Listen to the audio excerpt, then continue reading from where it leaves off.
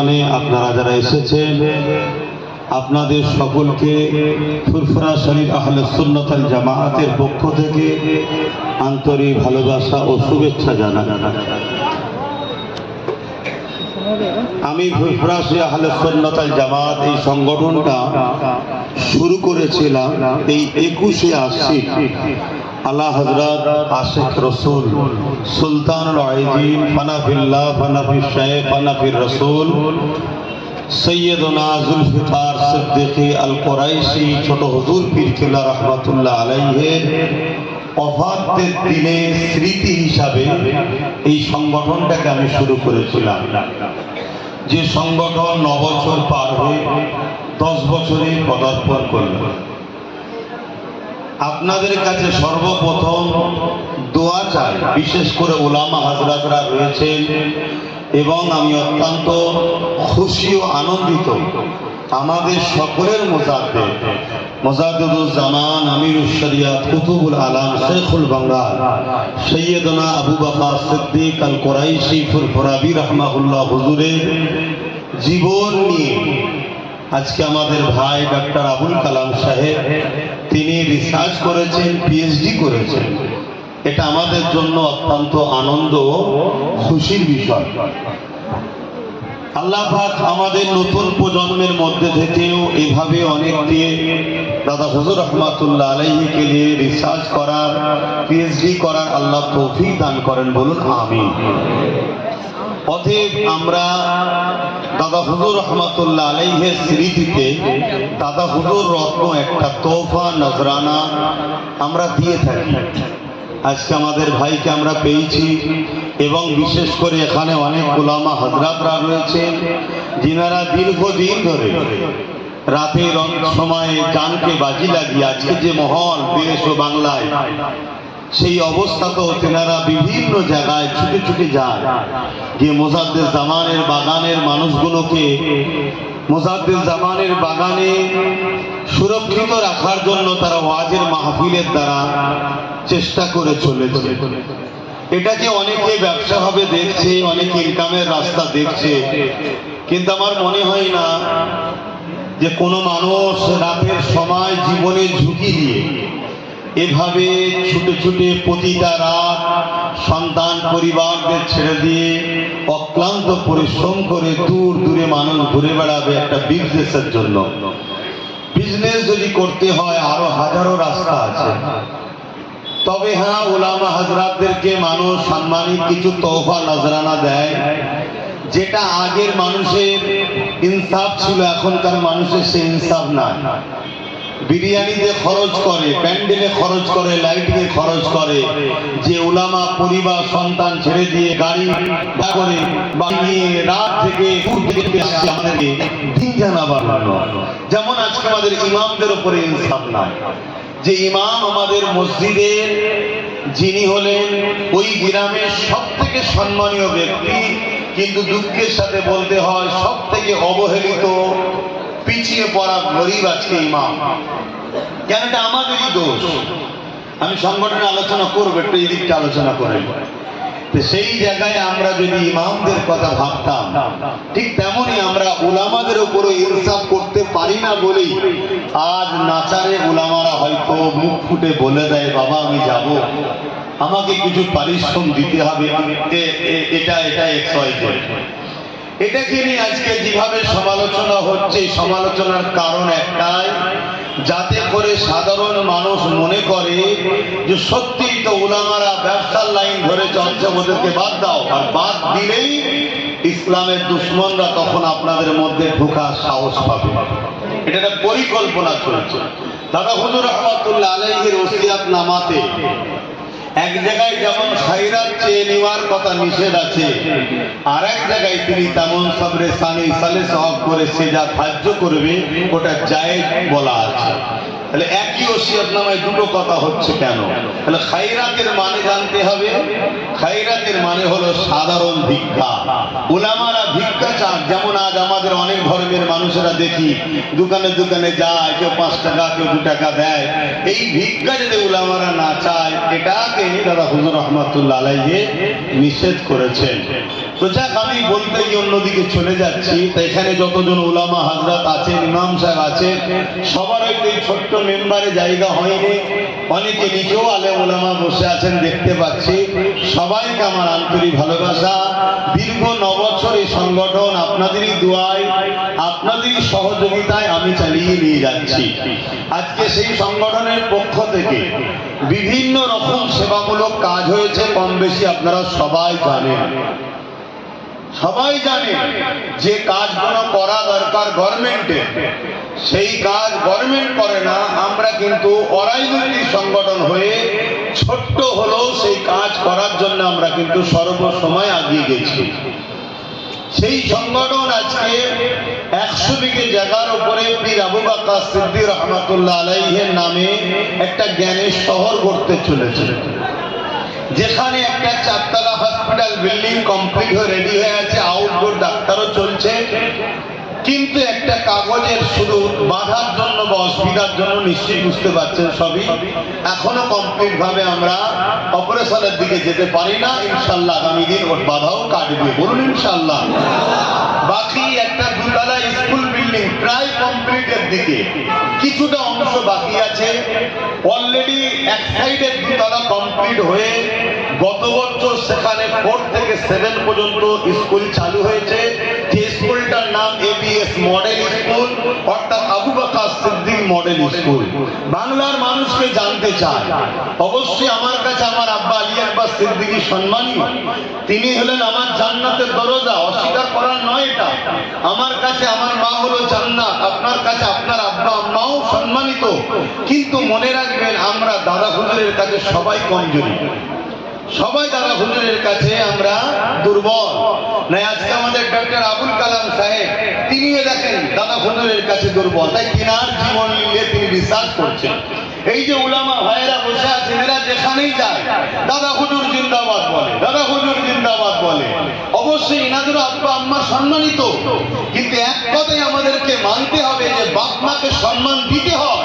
এই শিক্ষা যে রসুলের এই আদর্শ বাংলার মানুষকে শিখিয়েছে জবানার মুজাদ্দিদ হযরত শেখ উল বাঙ্গাল আবু বকর সিদ্দিক আল কুরাইশি ফুরফুরাজি রাহমাতুল্লাহ আলাইহি, এই আমরা আমাদের মূল যে উস্তাদ, উস্তাদকে কখনো ভুলে যেতে পারি না। আর ভুলে যাওয়াটাই হলো ইহসান পরামর্শ। তাই আমিও আমার আব্বার নামে না করে, আমি অন্য কারো নামে না করে, আমার মাঠের পয়সায় কিনা জমি আমি আমার নামে না করো, আমার মুর্শিদ কেবলা ABS মডেল স্কুল, আপনাদেরও মুর্শিদ কেবলা, তিনার নামে শিক্ষা প্রতিষ্ঠান শুরু করেছি। দ্বিতীয় বর্ষে এই বছর পদার্পণ করেছে স্কুল। 4 থেকে 8 পর্যন্ত ছাত্র নেওয়া চলছে, অলরেডি শুরু হয়েছে। আপনারা যদি কেউ সন্তানদেরকে ভর্তি করতে চান, বিশেষ করে আহলে সুন্নাত ওয়াল জামাত সংগঠনের যারা দায়িত্বশীল, তাদের কাছেও ফর্ম পাওয়া যাবে, বা কেন্দ্র অফিসে যোগাযোগ করবেন, বা ABS মডেল স্কুলের যে পেজ আছে সেই পেজে আপনি নম্বর পাবেন। এভাবে যোগাযোগ করে সেখান থেকে বাচ্চাদেরকে ভর্তি করুন। শুধু শিক্ষা অর্জন করলে হয় না। আমার যে তিলোত্তমা বোনটার উপরে যারা আঘাত করেছিল, তারাও তো ডাক্তারই ছিল, শিক্ষিত। তো শুধু শিক্ষিত হলে হয় না, আদর্শবান, চরিত্রবান, ভদ্র, নম্র, শিক্ষিত হতে হবে। আজ সমাজে সবচেয়ে বড় ক্ষতি করছে মূর্খরা নয়, সমাজে সবচেয়ে বড় ক্ষতি করছে শিক্ষিতরা। কিন্তু তাদের মধ্যে সেই আদর্শ, সেই নম্রতা, সেই ভদ্রতা, সেই মনুষ্যত্ব, সেই ইনসাফ, সেই ইনসানিয়ত নাই, যেটা হযরত প্রফেট মুহাম্মদ রাসূলুল্লাহ সাল্লাল্লাহু আলাইহি ওয়াসাল্লাম শিখিয়েছেন। সেই আদর্শ আমাদের কাছে বড় কম। আর হযরত প্রফেট মুহাম্মদ রাসূলুল্লাহ সাল্লাল্লাহু আলাইহি ওয়াসাল্লাম শুধু মুহাম্মদ মুসলমানদের রাসূল নয়, তিনি শুধু মুসলমানদের প্রফেট নয়, তিনি মানুষের প্রফেট। আর তিনি শুধু মানুষের জন্য রাহমাতাল লিল আলামিন নয়, তিনি কুল কায়নাতের জন্য রাহমাতাল লিল আলামিন। অবশ্যই তিনি পদদর্শক হিসাবে প্রতিটা মানুষের জন্য প্রফেট হয়ে, রাসূল হয়ে, আওতার হয়ে, মেসেঞ্জার হয়ে, গাইডম্যান হয়ে সঠিক রাস্তা দেখাবার জন্য তিনি দুনিয়ার বুকে মহান স্রষ্টার পক্ষ থেকে এসেছেন। তিনি যে আদর্শ শিখিয়েছে, সম্প্রীতি, মানববন্ধন, প্রেম, ভ্রাতৃত্ব, ভালোবাসা, ঐক্য, সৌহার্দ্য, এগুলো দরকার শিক্ষার সাথে সাথে। ABS মডেল স্কুল একটা মডেল আমরা তৈরি করছি আপনার বাচ্চাদেরকে, যে বাচ্চা শুধু শিক্ষায় অর্জন করে টাকা ইনকাম করবো এই স্বপ্ন দেখবে, হ্যাঁ আমার সংসার পরিবার আছে দরকার, কিন্তু পাশাপাশি আমার সমাজ, আমার জাতি, আমার দেশ, মানুষ জাতি, সর্বধর্মের মানুষের বিকাশের কথা ভাববে, এরকম একটা আদর্শবান ছাত্র গড়ে তোলার স্বপ্ন এবিএস মডেল স্কুল দ্বারা চেষ্টা চলছে। উন্নত মানের ব্যবস্থা এবং উচ্চ শিক্ষায় শিক্ষিত শিক্ষক শিক্ষিকা দিয়ে আমরা এই প্রতিষ্ঠানকে চালাচ্ছি। এবং এই যে কর্মকাণ্ডটা, এটাও কিন্তু 9 বছর ধরে আপনাদের সহযোগিতার ফল। এটা আপনাদেরই করছেন, আপনারাই করছেন, আপনারাই করছেন। আপনারা আহলে সুন্নাতের জামাতের সদস্য, আপনারা সাথ দিয়েছেন, অস্বীকার করার জায়গা নাই। আপনাদের সহযোগিতা, আপনাদের সাথে একজনকে মাতব্বর তো হতে হয় রে বাবা। আপনারা আমাকে দায়িত্বটা দিয়েছেন, কিন্তু আমরা সবাই মিলেই এবিএস মডেল স্কুল বা পীর আবু বকর সিদ্দিক নলেজ সিটি তৈরি করছি। একমত তো নাকি? একটু সাক্ষী দেন, একমত তো নাকি? আগামী দিন এইখানে একটা জ্ঞানের শহর গড়ে উঠুক, এটা আপনারা চাইছেন তো নাকি? ইনশাআল্লাহ আল্লাহ যদি সহায় হয়, আপনারা যদি দোয়া করেন এবং সাথে যেভাবে আছেন, আগামী দিন দাদা হুজুরের নলেজ সিটিতেও দাদা হুজুর রহমাতুল্লাহ আলাইহিকে নিয়ে পিএইচডি করার জন্য আমরাও ব্যবস্থা করব। যেখানে ডাক্তার আবুল কালাম সাহেবের মতো, ডাক্তার মাতিন সাহেবের মতো আরো যারা আছেন, অনেকে পিএইচডি করেছেন, তিনাদের সহযোগিতা এবং তিনাদের শিক্ষকতা, তিনাদের টিচিং এ আমরাও ইনশাআল্লাহ এই জায়গা থেকেও আমাদের নতুন প্রজন্মের বাচ্চাদের ঘরে কে আবু বকর সিদ্দিক, কে ফুরফুরা সাহেব, কে হযরত আবু বকর সিদ্দিক, আব্বাস সিদ্দিকের এত সম্মান কার আমরা হওয়ার জন্য হয়েছে, সেই আবু বকর সিদ্দিককে প্রত্যেকটা মানুষের দিনে দিনে ঢুকাতে হবে। কারণ আজকে উঠে পড়ে লেগেছে বাতিলরা, আজকে উঠে পড়ে লেগেছে গুস্তাখে রাসূলুল্লাহ, আজকে উঠে পড়ে লেগেছে সমাজ বিরোধীরা, আজকে উঠে পড়ে লেগেছে মানবতা বিরোধীরা, আজকে উঠে পড়ে লেগেছে সমাজদ্রোহীরা। তারা আবু বকর সিদ্দিককে বাংলা থেকে মুছে দিবার আমাদেরকে অঙ্গীকার হতে হবে। আমাদের বাচ্চাদের দিলে দিলে আবু বকরের প্রেমকে আমরা ভরিয়ে দেবো, রাজি আছে? আমরা জানিয়ে দেবো আমরা আব্বাস সিদ্দিকের প্রেমিক নয়, আমরা নওশাদ সিদ্দিকের প্রেমিক নয়। বাকি কারো আমি নাম নেব না, আমরা দু ভাই আমাদের নাম নিলাম, বাকি নাম নিলাম সমস্যা হতে পারে। আমরা হলাম শেখ হযরত আবু বকর সিদ্দিক ফুরফুরাবির প্রেমিক, সেই দাদা হুজুরের আওলাদ হিসাবে আমরা সবাইকে সম্মান করি। তার মধ্যে থেকে যার সাথে আমার মতের মিল খায় আমি তাকে উঠা বসা করি, কিন্তু বাকিগুলোকে সম্মান করি, বাকিগুলোকে সম্মান করি, আদব করি, ভালোবাসি, পিয়ার করি। এই শিক্ষা আমি এর আগে দিয়েছি না দিই? আওয়াজ দেন আহলে সুন্নাত, এই শিক্ষা দিয়েছি না দিই না? খবরদার, পীরের লাঠিকেও পীর বলে মানতে হয়। হযরত মুজাদ্দিদ আল-কাসানি তিনি তিনার কিতাব মাকতুবা শরীফের মধ্যে লিখেছেন, খবরদার পীরের লাঠির সঙ্গে বিয়াদবি করো না। অর্থাৎ পীরকে যে সম্মান মর্যাদা দিতে হয় বা পীর সামনে থাকলে যে আদব করতে হয়, পীর যদি লাঠিও রেখে যায় মনে রেখে যে ওটা পীরের ব্যবহারের জিনিস, সেই বিয়াদবি আপনি করে ফেলো না। এবং পীরের ছায়াতে পা পর্যন্ত দিবা নিষেধ। এই জায়গাতে আমরা সেই আদর্শওয়ালা মানুষ তৈরি করার জন্য আমি আমার সংগঠনের ছেলে ভালোবাসার মানুষদেরকে প্রায় বলে থাকি, দাদা হুজুরের সব আওলাদকে সম্মান করো, ভালোবাসো, পিয়ার করো, কিন্তু সবাইকে মানতে যেও না। মানবে একজনকে, লেনদেন করবে একজনের সাথে। কেন বলেছি?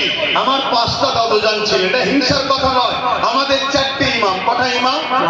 4টেই হক, 4টেই সত্য, 4টেই ঠিক, 4টেই আহলে সুন্নাত ওয়াল জামাত। কিন্তু মানি, বলুন মানি একটাকে। তাই আমার 5 দাদুজান হুজুর ছিলেন, 5টাই ভুল, 5টাই হক, 5টাই সত্য, 5টাই ঠিক। কিন্তু যিনি বড় হুজুরের ছিলেন, বাকি 4 হুজুরকে ভালোবাসতেন, সম্মান করতেন, চাচাজান হুজুর বলতেন, কিন্তু লেনদেন উঠা বসা বড় হুজুরের সাথে। তিনি মেজ হুজুরের হাতে হাত দিয়েছিলেন, তিনি বাকি 4 হুজুরকে মহব্বত করতেন, সম্মান করতেন, আদব করতেন, লেনদেন কিন্তু মেজ হুজুরের সাথে। তিনি সেজ হুজুরের ছিলেন, তিনি 4 হুজুরকে সম্মান, মহব্বত, ভালোবাসতেন, চাচাজান হুজুর বলতেন, কিন্তু লেনদেন সেজ হুজুরের সাথে। তিনি 9 হুজুরের মুরিদ ছিলেন, তিনি বাকি 4 জনকে চাচাজান হুজুর বলে সম্মান করতেন, ভালোবাসতেন, লেনদেন উঠা বসার পরামর্শ 9 হুজুরের সাথে। তিনি ছোট হুজুর পীর কেবলার হাতে বায়াত করেছিলেন, তিনি বাকি সব হুজুরকে সম্মান পিয়ার করতেন, কিন্তু লেনদেন ছোট হুজুরের সাথে। আমি ওই ক্ষেত্রেই বোঝাতে চাইছি, আব্বাস সিদ্দিকীকে ভালোবাসো, লেনদেন করো, অন্য হুজুরকে সমালোচনা করবে, এটা কখনো আমার ভালোবাসার মানুষ হতে পারে না। কেন তুমি কার সমালোচনা করছো? সে আমার খুন, সে আমার ভাই, সে আমার আপন। এই জায়গায় শিক্ষা সর্ব সময় আমি দিয়েছি, আলহামদুলিল্লাহ আমার ভালোবাসার মানুষেরা সেই আদর্শের উপরে চলছে, এটা আমি গর্বিত। কিন্তু মনে রাখবেন, যুগে যুগে মুনাফিকরাই কিন্তু ফিতনার সব থেকে বড় জড় হয়েছে। প্রকাশ্য দুশ্মনের থেকেও মুনাফিকরা বড় ক্ষতিকারক হয়েছে। আলহামদুলিল্লাহ দেরি হলো, আমার ভাইজানেরা, আমার পরিবারের সদস্যরা তারা আজকে অনেক কিছু বুঝতে পারছে, অনেক কিছু জিনিস অনুভব করতে পারছে, জালিমদের চক্রান্ত বুঝতে পারছে। আজকে আলহামদুলিল্লাহ আমরা দাদা হুজুরের সিলসিলার উপরে সবাই একমত হয়ে আছি। এরপরও নিজেদের মধ্যে হাড়ির পাশে থাকলে টুকুর মুকুর হয়, সেই জায়গা তো আমরা সংগঠিত ঐক্য হচ্ছি। এই জায়গায় কিছু মুনাফিক ঢুকে গিয়ে দেখা যাচ্ছে আমার নাম করছে, কোনো গান গাইছে, অন্য ভাইকে ক্রিটিসাইজ করছে, অন্য ভাইয়ের নাম করছে, আমার ক্রিটিসাইজ করছে। জানবেন যে কোনো মুনাফিক। কেন? তুমি যদি দাদা হুজুরের সিলসিলার বায়াত মুরিদ বা অনুসারী হতে পারো, দাদা হুজুরের খুন যে শরীরে আছে সেই শরীরের বিরুদ্ধে তুমি সমালোচনা করতে পারো না। এটা তোমার মাথায় রাখতে হবে। তাহলে সুন্নাত ওয়াল জামাতের এই যে দীর্ঘ 9 বছর আপনাদের জেলে চলা হলো, এ থেকে আমরা বিভিন্ন জায়গায় ফ্রি মেডিকেল ক্যাম্প, ফ্রি চিকিৎসা এবং আবু বকর সিদ্দিক মেরিট স্কলারশিপ আমরা দিয়েছি। সেই হিসাবে কেন? যাতে করে আরো পড়াশোনায় তারা এগিয়ে যেতে পারে। আজকে আমাদের কাছে ভাইকে পেয়েছি, তিনাকে আমরা সংবর্ধনা দিয়েছি এবং ন্যূনতম আহলে সুন্নাত ওয়াল জামাতের পক্ষ থেকে কিছু নজরানা হাদিয়াও তিনাকে আমরা দিয়েছি, যাতে করে তিনি আরো উৎসাহিত হন, আরো এগিয়ে যেতে পারেন, আরো কিতাব খরিদ করে আরো তিনি তিনার রিসার্চের দিকে এগিয়ে যেতে পারেন। যেটা আমরা দিয়েছি এটা খুব সামান্য, আজকের বাজারে 50,000 টাকার কোনো মূল্য আছে বলে আমি মনে করি না, খুব সামান্য ব্যাপার। কিন্তু আমি মনে করি এমন একটা নিয়ামত, এমন একটা জিনিস আমার ভাইকে দেওয়া হয়েছে, এটা পাবার আশা সকলের হওয়া দরকার। সেটা হলো পীর আবু বকর সিদ্দিক রত্ন। পীর আবু বকর সিদ্দিক রত্ন, এটা কিন্তু অনেক বড় একটা গুরুত্বের ব্যাপার। যদি আমরা শায়েখের মহব্বতের মানুষ হই, এটা আমাদের কাছে অনেক বড় ব্যাপার একটা। তো যাই হোক, আপনারা এসেছেন বিভিন্ন জায়গা থেকে, জায়গাও আমার শর্ট, এতে আপনাদের কষ্টও হয় প্রতি বছরে। কিন্তু এই 21শে আশ্বিনটা আমি এই দিনে যখন সংগঠনে শুরু করেছিলাম, তাই আমি জানি সবাই ধরবে না, সবাই বুঝতে পারবে না। এরপরও প্রতি বছরে একটা স্মৃতি বানানো হিসাবে সেলিব্রেশন করে আসছি, একটা স্মৃতি বানাই, একটা ইয়াদগার বানাই খুব ছোট করে। আমার উলামা ভাইরা বিভিন্ন জন বিভিন্ন বক্তব্য দিয়েছে, সবার বক্তব্য ব্যস্ততার দরুন হয়তো শুনে উঠতে পারিনি। মানুষ মাত্র ভুল হয়, কারো যদি বক্তব্যে ভুল হয় অবশ্যই আপনারা জানাবেন, তেনার সঙ্গে পরামর্শ করে সেই বিষয়টাকে অবশ্যই সঠিকটা কি বা কি ব্যাপারটা আলোচনা করে নেওয়া হবে। কিন্তু আজকে জাতির মধ্যে যেভাবে ছোট ছোট করে কেটে কেটে সমাজের বুকে উলামাদের বক্তব্যকে ভাইরাল করে আজকে আমাদের মধ্যে দিনের যে ক্ষতি আমরা নিজেরাই করছি, এটাকে একটু হুঁশ রাখা আমাদের দরকার। কেননা আমাদের সমাজে মুনাফিক সবসময় উৎপেরে বসে আছে, কোন পথে কোন রাস্তা দিয়ে ইসলামের উপরে আঘাত দেওয়া যায়। তাই একটা যখন উলামা কিছু একটা মিস্টেক, আমি বলবো না, হয়তো ভুল বলবো না, মিস্টেক বলতে পারি, কেন উলামা তো তিনি তো জাননেওয়ালা, তার দ্বারা ভুল হয় কি করে, মিস্টেক বেশিয়ালে সেটাকে কাটিং করে যখন ছড়িয়ে তুমি বাজারে ছড়াবে, এটা শুধু তার ক্ষতি হলো না, তুমি ধর্মের ক্ষতি করছো, তুমি দিনের ক্ষতি করে ফেলছো। তুমি তাকে সামনে রেখে সমাজের মুনাফিকরা পুরো সমাজের উপরে আঘাত করবে, এটা আমাদের মাথায় রাখা দরকার। পাশাপাশি নতুন যে বছর আমাদের জন্য আসছে, আজ থেকে শুরু হচ্ছে আহলে সুন্নাত ওয়াল জামাতের 10 বছরে যে পা দিয়ে, প্রত্যেকটা সংগঠনের ছেলেকে বলবো, আপনারা নিজেরা প্রতিটা মসজিদের ইমামদের দ্বারা নামাজের মধ্যে আমাদের এখনো দেখছি অনেকে কিছু ত্রুটি ভুল ভ্রান্তি আছে, সেগুলোকে সংযোজন করে নেন, সংশোধন করে নেন। পাশাপাশি আপনারা নিজেদের বাচ্চাদের ঘরে চেষ্টা করবেন, নিজেদের বাচ্চাদের ঘরে ডাক্তার বানান, উকিল বানান, জজ বানান, ডিএম বানান, কিন্তু প্রাথমিক সময় 3টে শিক্ষা অবশ্যই দিতে হবে। নবী পাক সাল্লাল্লাহু আলাইহি ওয়াসাল্লামের প্রেম, আহলে বায়াতদের প্রেম, দ্বিতীয় নম্বর হলো কোরআনের শিক্ষা, এটা আমার রাসূলের কওল। এই 3টে শিক্ষা দিতেই হবে। আপনারা এই 3টে শিক্ষা দিবার সময় একটু দেখে নেবেন কার কাছে শিক্ষা দিতে চাইছেন। কেন আজ বড় পরিকল্পনা করে, সেদিনে যেমন কারবালার ময়দানে ইমামে হোসাইন হুজুরের তাবু ছিল, এজিদ বাহিনীরও তাবু ছিল, ইমামে হোসাইন পাকের তাবু তো আজাদ হয়েছে, এজিদ বাহিনী তাবুত আজান হয়েছে, ঠিক তেমনই আজকে পূর্ব ভারতে আহলে সুন্নাত ওয়াল জামাতের হেড অফিস ফুরফুরা দরবার শরীফ অর্থাৎ দাদা হুজুর পীর কেবলা এই সিলসিলাকে মিটাবার জন্য মাদ্রাসার নামে অনেক নকল জিনিসও তৈরি হচ্ছে। যে কোনো পুরো মাদ্রাসা কিন্তু সেখানে শিক্ষা দেওয়া হচ্ছে ওই যে ৭২ ফেরকা। আল্লাহ নবী বললেন যে ৭৩টা দল হবে, আমার উম্মতের মধ্যে ৭৩ দলে বিভক্ত হয়ে যাবে, ৭২ ফেরকা হবে, একটা জামাত হবে। সেই জামাত আহলে সুন্নাত ওয়াল জামাত, কোরআনের ভাষায় হিজবুল্লাহ। সেই দিক থেকে খেয়াল করে আমাদেরকে বাচ্চাদের ঘরে দ্বীনের তালিম দিতে হবে।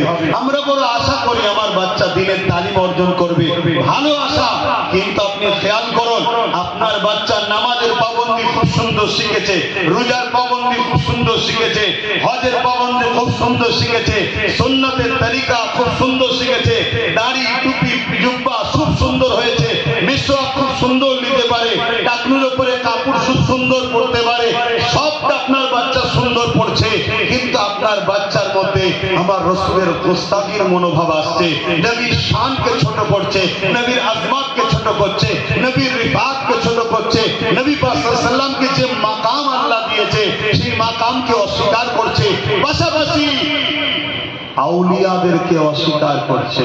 একটু খেয়াল করুন, ইমামদেরকে অস্বীকার করছে। তাহলে আপনি আপনার বাচ্চাকে কোন দিকে নিয়ে যাচ্ছেন? ৭২ ফেরকায় চলে যাচ্ছে না তো? এটা আপনাদেরকে অনুরোধ করব, কেন আহলে সুন্নাত ওয়াল জামাত নিশ্চয়ই আপনারা দেখবেন এর উদ্দেশ্যের মধ্যে একটা উদ্দেশ্য বাতিল বেদাত মত যা আছে সেগুলোকে নষ্ট করে প্রকৃত কোরআন সুন্নাহ ইজমা কিয়াস আহলে সুন্নাত ওয়াল জামাতের আকীদাকে মজবুত করে গড়ার লক্ষ্যে আহলে সুন্নাত ওয়াল জামাত। তাই প্রতিটা জায়গায় যেখানে যেখানে কমিটি আছে আলহামদুলিল্লাহ, যেখানে কমিটি নাই আরো বাড়ান। পাশাপাশি আপনারা যারা এখনো কমিটির মধ্যে ঢুকতে পারেননি, হয়তো ইসালে সওয়াব এসেছেন, তারাও ঢুকার চেষ্টা করেন। এবং পাশাপাশি এটাও মনে রাখবেন, ঐক্য যদি আমাদের না থাকে তাহলে আজকে ভাবুন আমাদের ওয়াকাফের উপরে হাত দিবার পর আজকে আমাদের জানের থেকে প্রিয় রাসূলের নামের উপরে আঘাত দিচ্ছে। হচ্ছে না, হয়নি বলুন? এর একটাই কারণ, আমরা ঐক্যবদ্ধ নয়। আর আমরা যদিও বা ঐক্যবদ্ধ হতে যাই, আবার এমন কিছু লোক আমাদের সামনে নেতৃত্ব দিচ্ছে যারা উপরে আমাদের দরদি, টেবিলের তলায় অন্যজনদের। সমাজের মধ্যে এরকম আছে না নাই? তার জন্য আজকে আমাদের বড় সমস্যা হচ্ছে। আমরা সব জায়গায় মিটিং মিছিল করি। আমার পূর্বে আমাদের ডক্টর আবুল কালাম সাহেব বলছিলেন একটা কথা, কি বলছিলেন? শরিয়াত, তরিকাত, হাকিকাত, মারিফাত, দ্বীনের জ্ঞান, দ্বীনের অর্জন, দ্বীনের অনুযায়ী চলার পর প্রত্যেকটা আলেম উলামাকে সমাজ সেবা ও রাজনীতিতে অংশগ্রহণ হওয়া আবশ্যক। এটা কার কথা? কার কথা বলবেন? মৌলানা সাহেব কার কথা? একটু মাইকে বলুন কার কথা? ফুরফুরার পীর হযরত মাওলানা আবু বকর সিদ্দিকী রহমাতুল্লাহ আলাইহি তথা বাংলার বুকে যিনি দাদা হুজুর রহমাতুল্লাহ আলাইহি পরিচিত ছিলেন তার কথা। এটা আমার কথা নয়, কথা মাথায় ঢুকছে? কেন? সমাজ সেবা, রাজ দেশ সেবা এটা একটা মহান পুণ্যের কাজ। আরো 10টা কাজ যেমন আছে, এটা একটা মহান পুণ্য কাজ। সেই জায়গায় এগুলো কেন বলা হয়? যাতে করে ব্রিটিশ পিরিয়ডের সময় তৎকালীন যে অ্যাসেম্বলি, তৎকালীন যে রাজনীতির কৌশল ছিল, সেই সময়ে তখন দেখা যাচ্ছে ইংরেজরা এমন কিছু আইন তৈরি করছে যে আইনটা ইসলামের বিরুদ্ধে। যে আইনটা কিসের বিরুদ্ধে? ইসলামের বিরুদ্ধে। দাদা হুজুর রহমাতুল্লাহ আলাইহি তখন তিনি একজনের খলিফা, সমাজের মানুষকে, উলামাদেরকে বললেন আমাদেরকে এই বিষয়ে সজাগ হতে হবে। আজ আমরা কি দেখছি? আমাদের কখনো মসজিদের উপরে আঘাত, কখনো মাদ্রাসার উপরে আঘাত, কখনো ওয়াকাফের উপরে আঘাত, কখনো এটার উপরে আঘাত, কখনো ওটার উপরে আঘাত, কখনো মব লিঞ্চিংয়ের নামে মানুষকে মেরে দিচ্ছে, কখনো লাভ জিহাদের নামে মানুষকে মেরে দিচ্ছে। কিন্তু আজ আমি আপনাদেরকে একটা তথ্য বলি, শুনুন। আপনারা কি জানেন? আপনারা আপনাদের পরিবারের বোন, মায়ের, বেটির দিকে খেয়াল রাখেন কি? আজকে একটা পরিকল্পনা চলছে মুসলিম নারীদেরকে অপবিত্র করার জন্য। এটা কি আপনারা জানেন? আজকে স্ক্যাম চলছে, এই স্ক্যামের মধ্যে হাজার হাজার লাখ লাখ নারী জড়িত। তাদেরকে বিভিন্ন হাদিস সম্বন্ধে জিজ্ঞেস করা হচ্ছে, বিভিন্ন কোরআন সম্বন্ধে জিজ্ঞেস করা হচ্ছে। একটা অমুসলিম যখন জিজ্ঞেস করছে, মুসলিম নারীটা বড় খুশি হচ্ছে। আস্তে আস্তে তার সাথে ক্লোজ হচ্ছে, হতে হতে তাকে বলছে আমি ইসলামের উপরে বড় আগ্রহী হয়েছি। তখন আস্তে আস্তে আরো ক্লোজ হতে হতে তখন তার সঙ্গে আরো ক্লোজ সম্পর্কে চলে যাচ্ছে। এই ক্লোজ সম্পর্কে এমনও তথ্য আছে যাদের সন্তান গর্ভে এসে গেছে, মাফ করবেন সত্যটা বলতে গিয়ে, গর্ভে এসে গেছে, তারপর তাকে ছেড়ে দিয়েছে। উদ্দেশ্য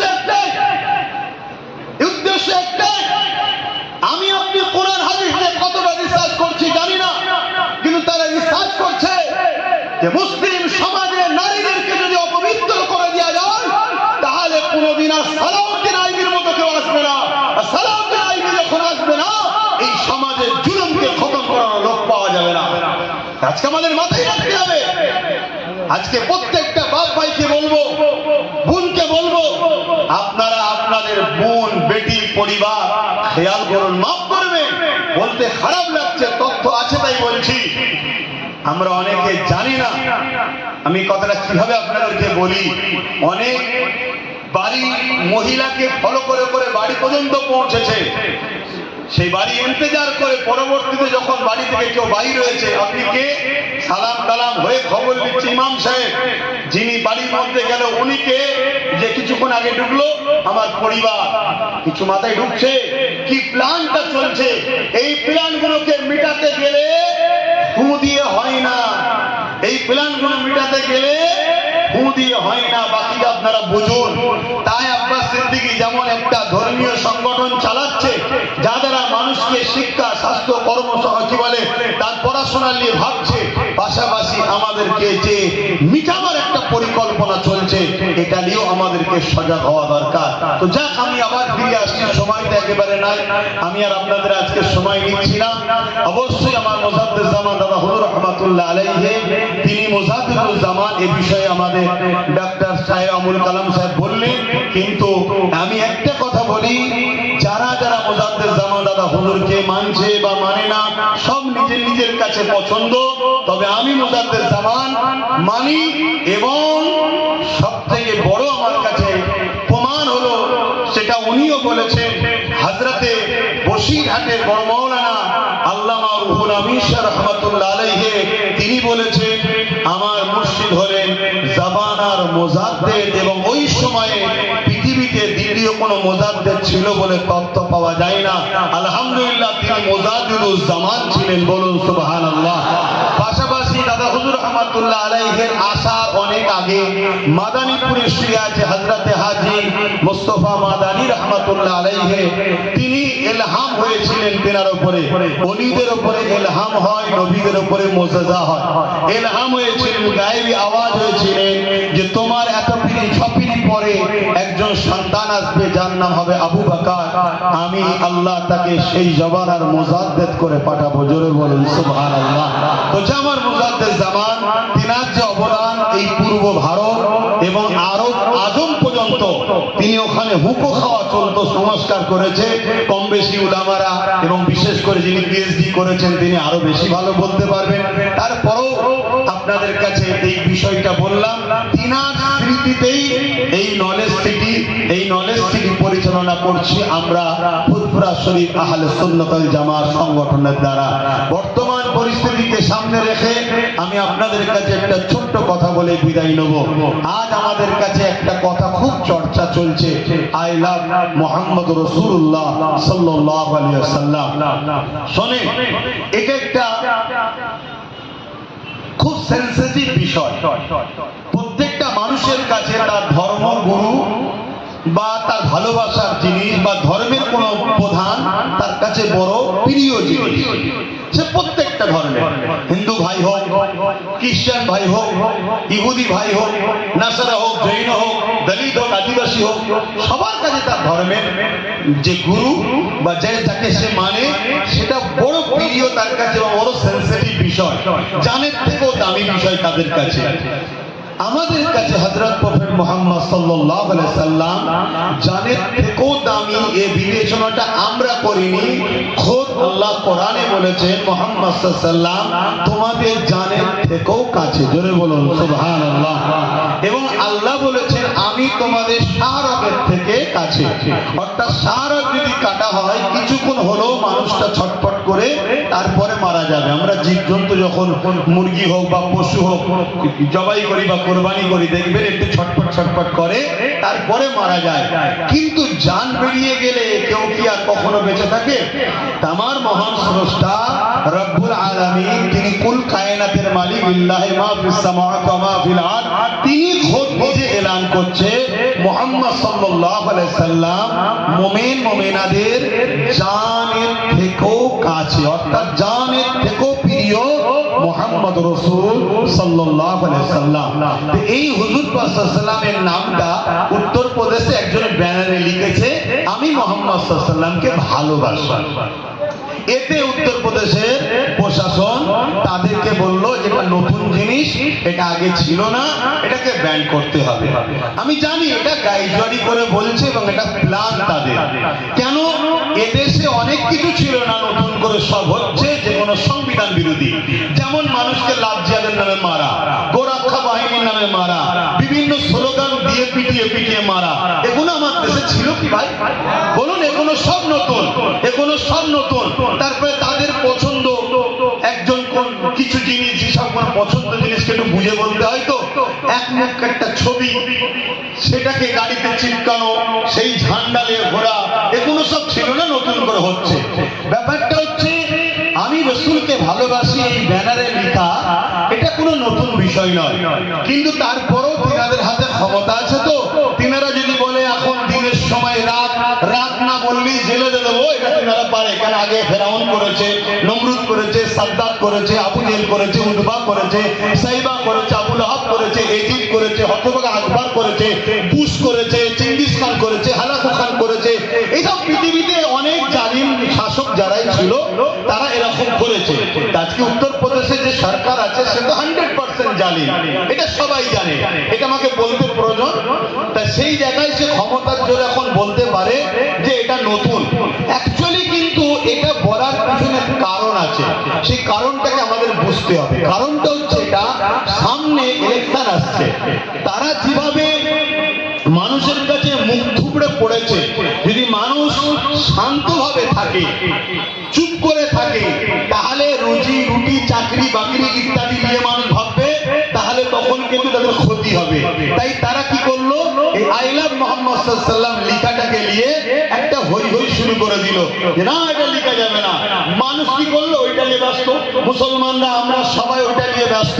ব্যস্ত হওয়াটা স্বাভাবিক, কেন আমাদের জানের থেকে বেশি প্রিয়, ভালোবাসার প্রেমিক। আন্দোলনে নেমে গেলাম, সব জায়গায় আন্দোলন হচ্ছে, এইটাকে নিয়ে অমুসলিম ভাইদের জায়গায় তারা যে বলছে দেখোছো কিভাবে কি করছে, আর আমিও দেখো মুসলমানকে কিভাবে লাঠি পিটা করতে পারি। এই হুড়োহুড়ির মধ্যে মানুষের মাইন্ডটাকে ওই দিকে ঢুকিয়ে রেখে দিয়েছে। মানুষের শিক্ষার কথা ভুলে গেছে, চাকরির কথা ভুলে গেছে। উত্তরপ্রদেশে 5,000-এর উপরে স্কুল বন্ধ হয়ে গেছে, মাদ্রাসাগুলোকে ভেঙে দিয়েছে, মানুষের কর্মসংস্থান নেই, দলিতরা বেউজ্জতি হচ্ছে, আদিবাসীরা বেউজ্জতি হচ্ছে, এসসি করে হত্যা করা হচ্ছে। সব মানুষ ভুলে গেছে, এখন শুধু আই লাভ মুহাম্মদ সাল্লাল্লাহু আলাইহি সাল্লাম, আর তার বিরুদ্ধে যে যাকে ভালোবাসে সেই নিয়ে আবার বেরিয়ে পড়ে হই হই হই করছে। এটা একটা শুধুমাত্র মানুষের ব্রেনকে ওয়াশ করে এটাকে ঘুরিয়ে দিবার পরিকল্পনা চলছে। বুঝতে পারছেন? তাহলে কি আমরা আন্দোলন বন্ধ করে দেবো? না, আন্দোলন বন্ধ করতে পারি না। ইমামে মালিক হুজুর বলেছেন, নবীর বিরুদ্ধে কথা হলে প্রতিরোধ করো, সংগ্রাম করো, যদি করতে না পারো বেঁচে থাকার থেকে মরে যাওয়া ভালো। নবী আমাদের খাদ্য যে সম্পদ রুজি ওর থেকেও দামি। নবী আমাদের ঘর বাড়ি জমি জায়গা বাপ মা পরিবার সন্তান, লা ইয়ামিনু আহাদুকুম হাত্তা ইয়াকুনা হাব্বা ইলাইহি মিন ওয়ালিদি ওয়ান নাসি আজমাইন। অপর হাদিস শরীফ সালাসুন মান কুননা ফিহি ওয়াজাদা বিহিন্না হালাওয়াতাল ঈমান মান কানা আল্লাহু ওয়া রাসূলুহু হাব্বা ইলাইহি মিম্মা সিওয়াহুমা ওয়া মান আহাব্বা আল্লাহ ইউহিব্বু ইল্লা লিল্লাহি ইলা আখিরিল হাদিস। নবী পাক সাল্লাল্লাহু আলাইহি সাল্লাম আমাদের কাছে জমি জায়গা ঘর বাড়ি টাকা পয়সা হাত্তাকে নিজের জানের থেকেও দামি। আন্দোলন তো বন্ধ হতে পারে না। আল্লাহর নবী যখন বললেন, হযরতে ফারুক আযম সেখানে বসেছিলেন। ফারুক আজম বলছেন, ইয়া রাসূলুল্লাহ হাবিবাল্লাহ, আমি সবকিছুর থেকে আপনাকে বেশি ভালোবাসি, ইল্লা মিন নাফসিন, জানের থেকে নয়। আল্লাহর নবী বলেন, আবু আমর, তোমাকে জানের থেকে বেশি ভালোবাসতে হবে।